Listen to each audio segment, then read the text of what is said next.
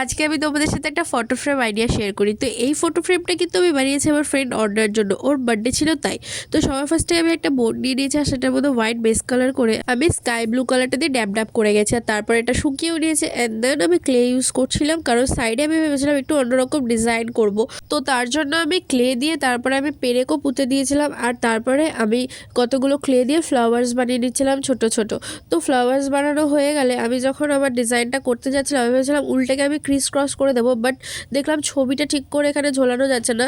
আর সেই জন্য আমি ক্রিস ক্রসটা খুলে শুধু দুটোই দড়ি লাগিয়েছি। আর তারপরে আমি ওর যেই ছবিগুলো আমার ভীষণ পছন্দের আমি সেগুলোই দিয়েছি।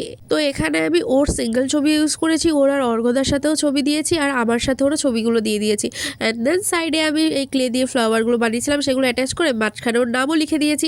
ভিডিওটা কেমন লাগলো জানিও কিন্তু, আর এই আইডিয়াটা তোমাদের কেমন লাগলো সেটা কিন্তু কমেন্ট করে জানাতে ভুলো না। ভিডিওটা ভালো লাগলে ভিডিওতে একটা লাইক করে দিও।